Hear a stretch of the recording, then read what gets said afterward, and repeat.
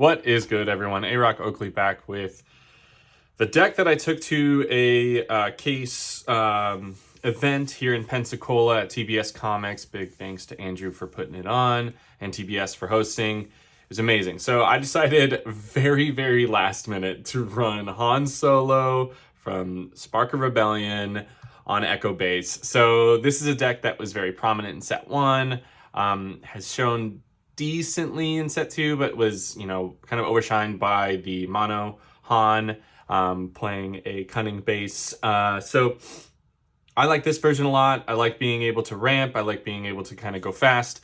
Han Solo, cheating resources is amazing, and there's a lot of play to this. So very fun deck, but insanely mentally taxing. You have so many decisions to make, and you might not know that you have made it a wrong decision till it's far too late. So I'm going to showcase the list, try and run through it pretty quick, but then I'm going to talk about the changes I would make, because this was not a set in stone list. So what you saw first was the list that I ran, and now I'm going to show, at the end, I'll show you the updated list that I will be running going forward. So some cool tech cards in here, but let's jump right into it. Starting off, I have 2 R2-D2. I like being able to, filter your draws, great U-wing hit, and just a solid unit to keep, doing stuff. If you put a blaster on this, it's actually really strong. So very good. 3 Battlefield Marine. Just got to be playing this, especially in these colors. It feels like the right thing for us to be doing. Trades well, does a lot. Here's a tech pick that I think might be moving to the sideboard, but Lux Bonteri. If Han 2 is being played, Exploit is big, Triple Dark Raid, anything that gets cheated out, this can start to do some really nice things, whether that's untapping your own units or exhausting one of theirs. So against Triple Dark Raid, it's really strong because they play Triple Dark Raid, and this is out, the unit they play is getting exhausted. So pretty great in that regard, love it. Again, I think might be moving to the sideboard since the 2 toughness and daring raid is everywhere. Still a great U-wing hit, just as a 3/2 that just likes to go to face. Super solid. R2-D2 full of solutions, amazing card, helps filter. Adjusting the numbers on this because we don't always want to see it, but still a fantastic card, amazing with the blaster. We've talked a lot about that. And 1 Leia Organa. I mean, obviously power couple. I know, right? So have to play it. Great U-wing hit. Great home 1 if you discard it. So easy to resource and then pitch to get those numbers right, and exhaust a resource when you play home. Exhaust a unit when you play home 1, which is generally your first action on that turn, and can have use. So those are our early drops. We rarely will play her on out the gate, though. I play 1 Admiral Akbar. I love the fish. She's one of my favorite units in the game, especially in this. Great U-wing hit. Can help us trade up. Just a kind of a utility. Easy to side out if you don't think it's going to be relevant. Easy to resource if it's not the right time to play it. Generally, that's going to be off of U-wing anyway, so you just want to see it in the deck. So that's why it's at a 1 of. Echo Base Defender. I wanted to see this card more, even though he dies to turn 1 plays, but he's just a Sentinel. He can buy me turns to get to the big stuff, and very strong card. And when he's on the offensive, he is doing it, which we love to see. Played 2 tech.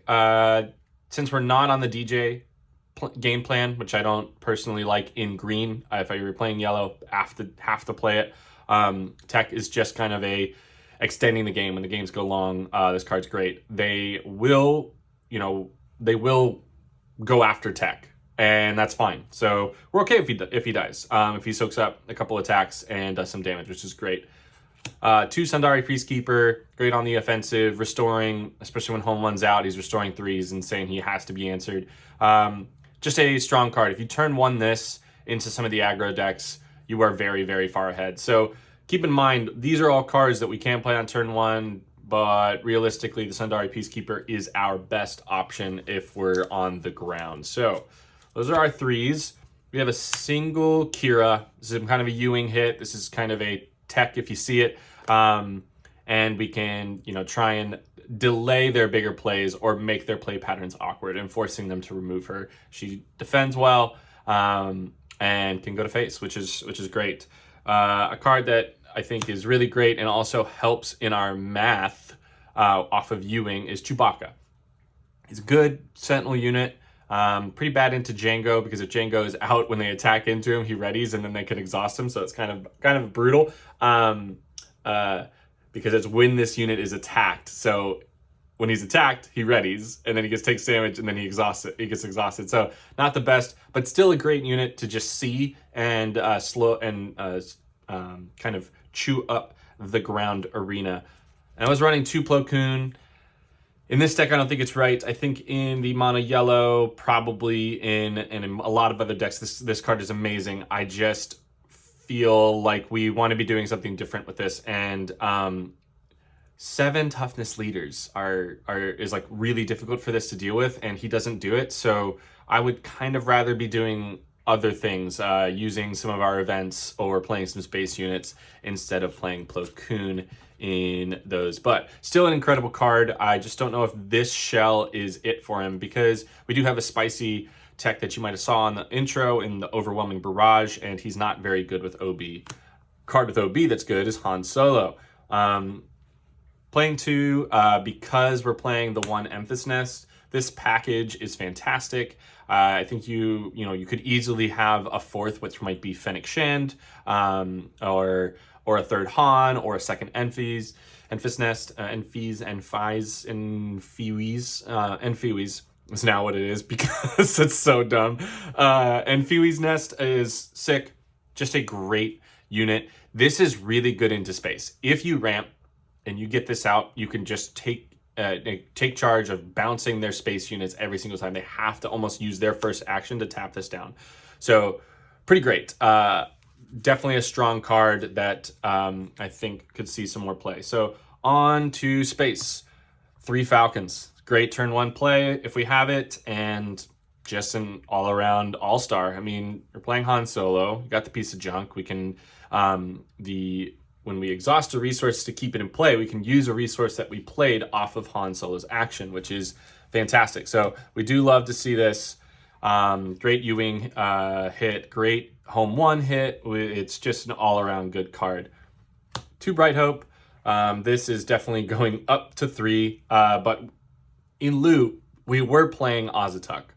So I don't think Azatuk is enough. I just think we just want to be playing Bright Hope, picking up our cheap stuff, replaying it, playing the R2, playing the Leia, replaying stuff feels great. Even the R2-D2 Full of Solutions is a great pickup, because then we might be able to dig deeper to find our bigger answers. So really, really great card to have here. And to finish off our space, we have 2 home 1s. Again, when we update the list, we did go a little bit bigger, which I think was something that I was missing at this event. But like I said, this was still in its infancy and has definitely evolved. But some great cards. Azatuk is something I'm keeping on the back burner, but it's probably coming out. But again, great options in space, helps us handle it. Millennium Falcon is one of the best cards we can be playing into Django, since it trades super, super well and comes out and needs to be answered. Event-wise, 3 Surprise Strike. Sick card. I just love having it and being able to push aggression. Amazing on Enfys Nest and Fleece, sorry. And just super good. 2 Waylays, incredible card. Kind of have to have it for some tempo plays to slow the game down. Bouncing your own stuff can be good. 3 Resupply. I don't like Spark of Hope, but there is probably some merit to playing at least a singleton.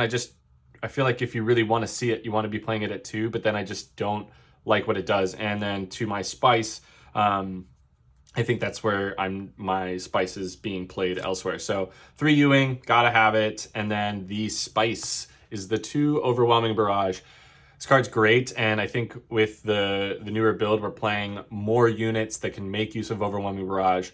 They will not expect you to ramp to 7 with your Han out, and then even if you're not making use of taking the extra 2 damage you would get on the attack, the Overwhelming Barrage, just wiping their board is something they might not expect. So OB for 7 is sweet. We can ramp into it. We can we can make use of it. It can allow us to trade up and does a lot. And then lastly, we have 2 Hot Shot Blasters. Because we're playing 3 Surprise Strike, 2 Hot Shot Blasters, we can play aggressive, and we can make use of trading up, which I think is great. And definitely with a lot of the cards we will be adding to the list, I think that we have some amazing options. So this is what I ran in the main board this past weekend. Again, big brain deck, taxed my brain super hard, but I had fun. And then I ran a pretty weird sideboard. Grogu, Spark, Clear the Field, Traitorous, Reinforcement Walker. Cards I liked: Grogu and Spark, Reinforcement Walker, Traitorous. Did not like Clear the Field. I don't think the meta is here for that. So this one is on its way out. So bye. But solid card. But these all felt fantastic. So that's the side that we ran. And now let's talk about the cards that we're going to adjust and bring in. So we can start off with 1 Reinforcement Walker is coming into the main.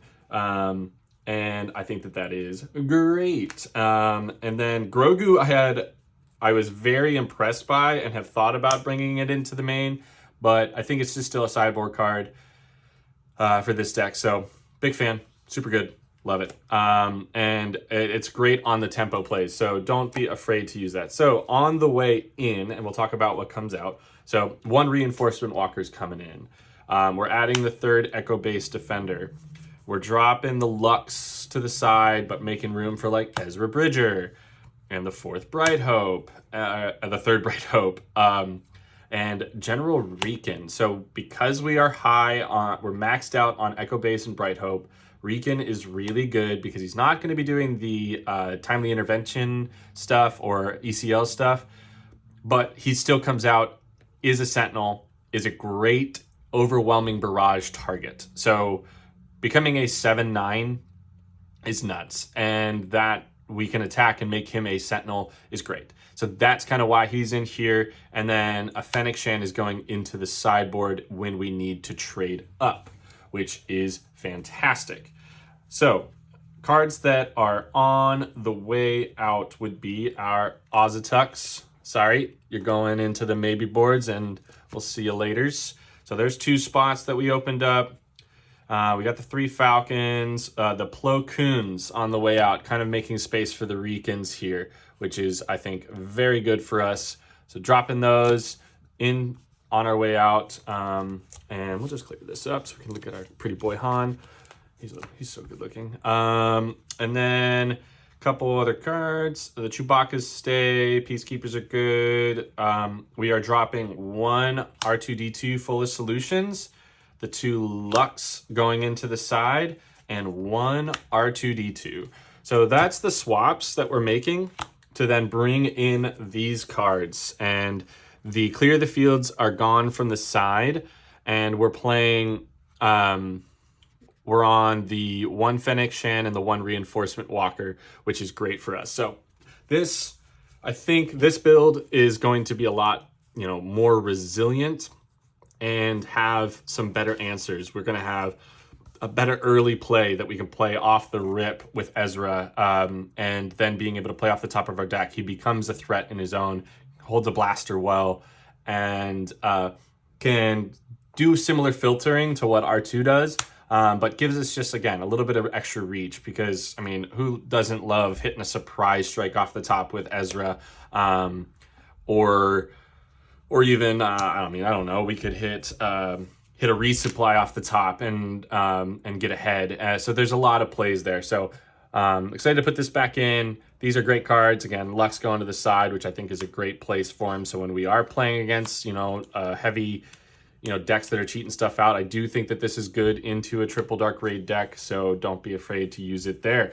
So yeah, that's the swaps that I'm looking to make from the deck and send it going forward. Again, this deck took a lot of brain space to pilot, but I think Han Solo is a fantastic card and something you always need to be kind of looking at when you're deck building, because he can play everything. He doesn't have to be synergy based. And when a card doesn't have to be synergy based, I think you just go pure value. So the cards you end up playing end up, allowing you to be ahead and being able to play them turns early, sometimes 2 or 3 turns early, is wild. So Han, amazing. Echo base, only green base you should be playing if you're in Hero, in my opinion, just because. Why not? One of the coolest scenes ever. Empire Strikes Back. Let's go. So yeah, let me know in the comments below what you guys think. If you enjoy, if the lighting's better, please let me know. If you enjoyed the intro, also let me know. Yeah, and stay awesome, everyone. And may the force be with you.